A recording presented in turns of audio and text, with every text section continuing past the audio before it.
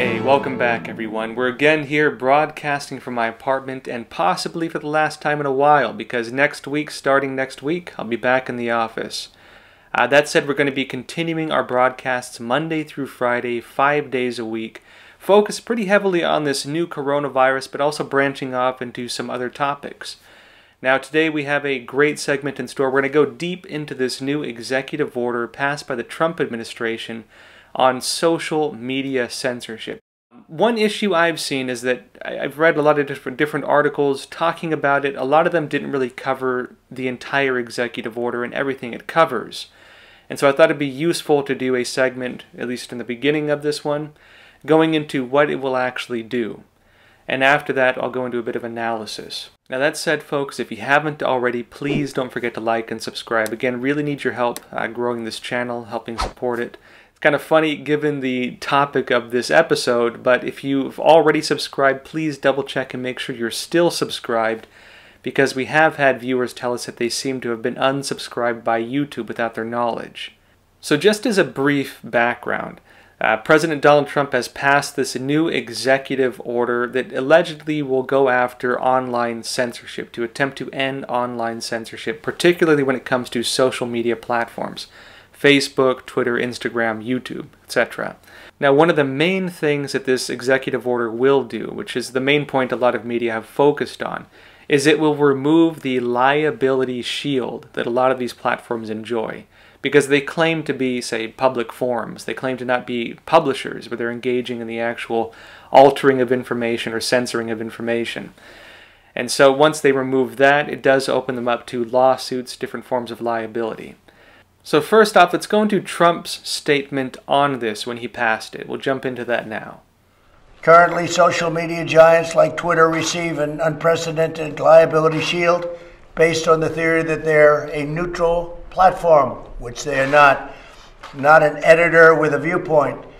My executive order calls for new regulations under Section 230 of the Communications Decency Act to make it that social media companies that engage in censoring or any political conduct will not be able to keep their liability shield. That's a big deal. My executive order further instructs the Federal Trade Commission, FTC, to prohibit social media companies from engaging in any deceptive acts or practices affecting commerce. Now, Attorney General William Barr also had his own take on it. Let's jump into the clip of him talking about this now as well.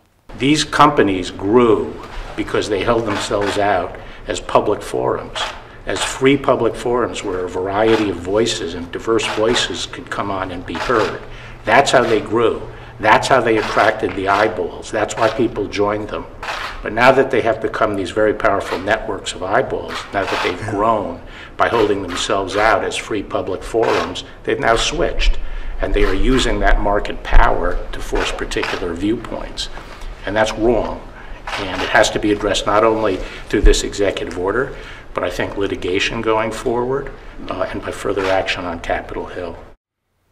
Now let's note a couple things that Barr said when it comes to this. He noted that there is possible litigation and also possible further action on Capitol Hill. And so given his statements, it's very likely that this executive order is just the beginning of actions we're going to be taken against these social networking platforms. And so I won't elaborate too much on the litigation shield because it's pretty direct. Basically, these platforms, they're protected from litigation based on these U.S. laws and based on certain criteria, which the Trump administration is accusing them of violating. Notably that they have overstepped their, say, protections when it comes to being uncensored platforms for open debate, to becoming publishers. And this has been a debate that's been going on for a long time when it comes to whether something should be done against these platforms. Some other ideas that were floated in the past when it comes to standing up against censorship on these internet platforms would be making them utilities, such as phone companies, so that, basically the government does, to an extent, take over them. But the Trump administration has taken a different path where they're removing the legal protections and also launching some other investigations into these companies and into their activities, which I'll be going into in just a bit. Now here are a couple other important parts with this. Now, in addition to removing their litigation shield, the executive order calls for a review of federal spending on advertisement and marketing that's being paid for these platforms. So once those different reports are submitted, this is what the executive order says will happen. It says, quote, "The Department of Justice shall receive the viewpoint-based speech restrictions imposed by each online platform identified in the report described in subsection B of this section and assesses whether any online platforms are problematic vehicles for government speech due to viewpoint discrimination, deception to customers, or other bad practices." So it leaves it pretty open. Basically, based on what I understand based on this, it's going to be looking into whether these platforms have been suppressing the ability of government to get this messaging out, whether they've been suppressing advertisement, whether they are using different forms of discrimination to, say, limit Trump's reach, for example. It could be any of these things. You have to think that some of the individuals in the Trump administration who might be controversial on some of these platforms, whether these platforms have been censoring them to some extent. We know for a fact that Twitter has done this to Trump himself when it started doing these fact checks. And so already there's a possible strike there when it comes to this. We'll see what comes out with the other platforms. Now, it also notes that the White House launched a tech bias reporting tool back in May 2019. And it notes that, quote, "In just weeks, the White House received over 16,000 complaints of online platforms censoring or otherwise taking action against users based on their political viewpoints. The White House will submit such complaints received to the Department of Justice and the Federal Trade Commission, the FTC." And it adds, "The FTC shall consider taking action as appropriate and consistent with applicable law to prohibit unfair or deceptive acts or practices in or affecting commerce." And so in other words, the White House, pretty much with this executive order, what they're doing is they're saying that if these platforms are found to have engaged in political censorship or other forms of censorship, they will lose this liability shield. They will lose the protection against legal action. And the Trump administration, apparently based on this, was already collecting reports demonstrating that these different platforms have been censoring people based on their political viewpoints. And so at least possibly 16,000 different cases that they've already collected. So in other words, the Trump administration has already done all the footwork collecting the evidence to possibly make those cases. And they're going to be passing these on to the Department of Justice and the FTC, the Federal Trade Commission, which will then look into possible legal action. And now the executive order doesn't even end there. In addition to that, it also says, quote, "The Attorney General shall establish a working group regarding the potential enforcement of state statutes that prohibit online platforms from engaging in unfair or deceptive acts or practices. This working group that they're going to form," it says, "will, quote, also develop model legislation for consideration by legislatures in states where existing statutes do not protect Americans from such unfair and deceptive acts and practices." And so in other words, they're going to be extending this not just from the federal level and the investigations through the Department of Justice and the FTC, but even going to state-level attorney generals to also develop possible laws at the state level. At least they're going to be proposing that states can adopt if they so choose to. And so what are some of the things they're going to be looking into? The executive order actually has a whole list of all the different points they'll be looking into. Let's go over some of these now. Now, first off, it's going to be looking into, quote, "increased scrutiny of users based on the other users they choose to follow or their interactions with other users." And so, who do you follow? Are you following figures who would be considered controversial based on the assessment of these platforms? Do you follow, just say, individuals who align with a certain political viewpoint, which may be one of the viewpoints being censored on these platforms? Do you follow an idea or a movement that is being censored on these platforms? They're going to be looking into whether that has influenced any censorship, apparently. It'll also be looking into, quote, "algorithms to suppress content or users based on indications of political alignment or viewpoints." So in other words, whether these platforms have built-in algorithms that will automatically flag or censor users based on these different ideas or viewpoints. It'll also be looking into, quote, "differential policies allowing for otherwise impermissible behavior when committed by accounts associated with the Chinese Communist Party or other anti-democratic associations or governments. And so, I mean, this is a pretty big one here. So notably, one recent example of this, YouTube admitted that they were, quote-unquote, unintentionally or unknowingly censoring certain Chinese keywords.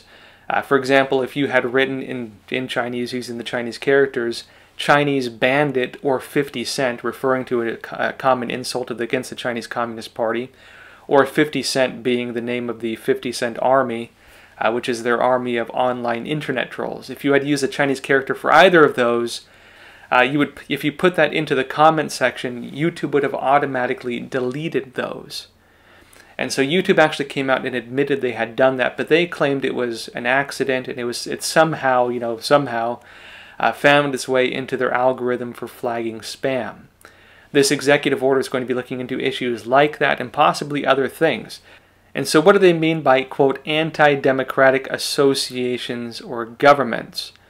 Very likely this would include communist parties such as the Chinese Communist Party or other totalitarian regimes. Possibly it could refer to organizations being run by them that do support these interests. For example, some of the front organizations, think tanks that may be operating out of other countries that represent those interests, possible foreign agents of the Chinese Communist Party or other similar organizations, such as these different state-run media of the Chinese Communist Party or similar organizations. Notably, a lot of the Chinese state-run media were already registered under FARA, the Foreign Agents Registration Act, but they recently got classified, 5 of them at least, as foreign missions of the Chinese Communist Party. In other words, branches of the Chinese government based on their structure. Does YouTube, does Twitter, do these different platforms, do they allow certain speech from these organizations that they would censor had someone else done it? Notably, yes, they have done this. YouTube, for example, has allowed Chinese Communist Party state-run media to publish open propaganda on its platform.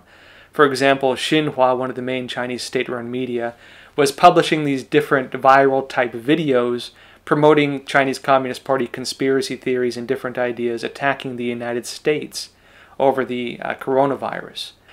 Were they doing that and allowing them to get those messages out, while at the same time censoring people who were promoting other ideas? For example, one of the main Chinese Communist Party narratives has been their claim saying that this virus came from the United States. They've been calling it the USA virus. They're claiming that the US military brought it to China in October during the war games that they had in Wuhan. That's one of the big narratives they've been pushing, and yes, they have been able to say that on Twitter without getting censored. Was Twitter allowing these different state-run news outlets, these different foreign agents of the Chinese regime, to make those statements and not get censored? And while they were doing that, were they also censoring other, say, voices or outlets claiming other possible origins of the virus? Were other social media platforms doing that? And it says they'll also be looking at, quote, reliance on third-party entities, including contractors, media organizations, and individuals with indicia of bias to review content. And yes, and this has been happening. Notably, for example, the head of YouTube came out and said that they would be deleting content, deleting videos, if they go against WHO recommendations. Notably, Facebook announced similar policies when it comes to supporting the different narratives being promoted by the WHO when it comes to the new coronavirus, the CCP virus. Notably, the fact-checking organizations a lot of these platforms use do have very clear political bias. For example, Twitter was using, for example, to fact-check Trump, CNN, and other big media that do have their viewpoints on Trump. And so, they got him here as well, possibly. We'll have to see whether they come out with that and whether they can actually do anything with it. But yes, a lot of the fact-checkers themselves do have very clear political bias. And it'll also be looking at, quote, acts that limit the ability of users with particular viewpoints to earn money on the platform compared with other users similarly situated. This does happen. Notably, the channel you're watching right now, we have been censored pretty heavily when it comes to advertisement. Now, here's how they do it a lot of times. They will initially, right from the get-go, ban advertisement on your videos. And because a lot of your initial traffic comes in right away, pretty much. A lot of the views on videos is from initial traffic. And the review process on videos to get the advertisement reapproved after it's been initially denied usually takes a couple days, and it needs to be done manually. On this channel, they often have renewed our advertising after we've contested it, but by that time, pretty much it's over with and you don't get any advertising money. The executive order also states that, quote, "The Attorney General shall develop a proposal for federal legislation that would be useful to promote the policy objectives of this order." And so listen to this. So this means that in addition to going to the state attorney generals, these state-level attorney generals, to develop state law and proposals for state law that they can adopt, of course, if they so choose, they're also going to be looking at taking this executive order and developing federal law that will create similar protections like this. Of course, the federal government only has so much influence over state laws, but they are going to make recommendations and also get together the different state-level attorney generals for that. And so, in other words, this executive order will not just be a one-shot thing. It is the introduction of laws across the board, possibly across different states, and at least the federal government. They will basically solidify these protections on free speech on these different platforms. And here's something really interesting as well. The executive order also points to possible human rights violations involving these different social media platforms. At the same time, online platforms are invoking inconsistent, irrational, and groundless justifications to censor or otherwise restrict American speech here at home. Several online platforms are profiting from and promoting the aggression and disinformation spread by foreign governments like China.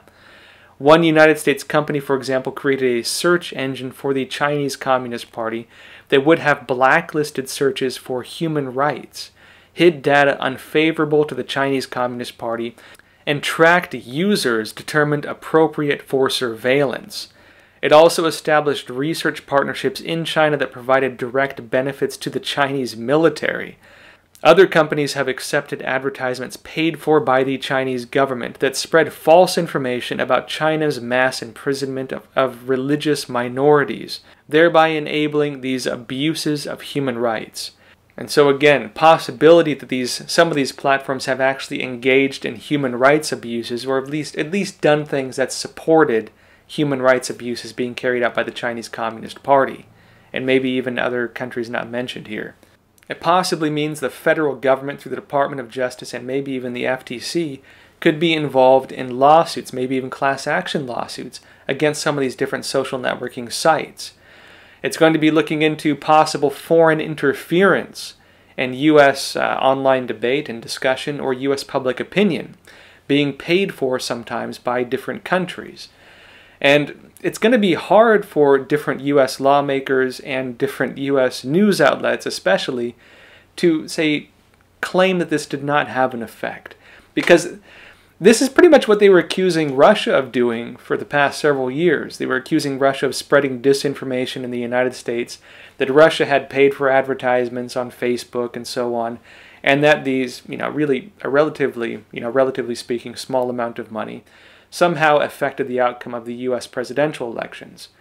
If they now look into this and find that the Chinese Communist Party, for example, has been paying huge amounts of money, possibly, on these different activities on these platforms have been accepting that money, in some cases we know, and in addition to that, even allowing them to say things that are false without being censored, while censoring other individuals around the same topic when they go against the, say, political viewpoints that are allowed or disallowed. What does this mean, right? This is checkmate, possibly, when it comes to fighting against online censorship. It's also going to show us whether different, say, news outlets have been given additional benefits on these platforms, while other news outlets have been suppressed based on their political viewpoints. It's possible we could see a significant drop in viewership or readership with some news outlets, and a significant rise in viewership or readership with others, if, in fact, these companies are found to have been conducting different forms of censorship, to, say, throttle traffic, to ban advertising, to do these other things that would prevent these independent platforms a lot of times from succeeding. And so again, we're going to see a very interesting debate around this, not just in the United States, but all around the world. Because if these companies, US companies, are now held to these different standards in the United States, of course this could have a huge impact within the United States. But how does this then affect what they're doing in other countries as well? Really, it's going to show whether they are beholden to US law or foreign law, how they try to play limbo when it comes to dealing with that. And what it also means that when these other countries are exposed for doing this type of censorship, that the US now is taking a stand against.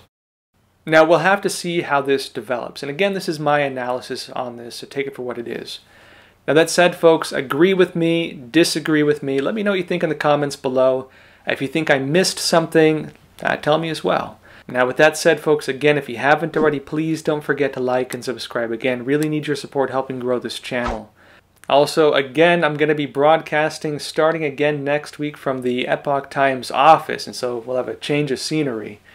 And we're going to be keeping up 5 days a week, Monday through Friday, so be sure to tune in. That said, again, thanks everyone. Please take care of yourselves, stay healthy. We'll see you next time.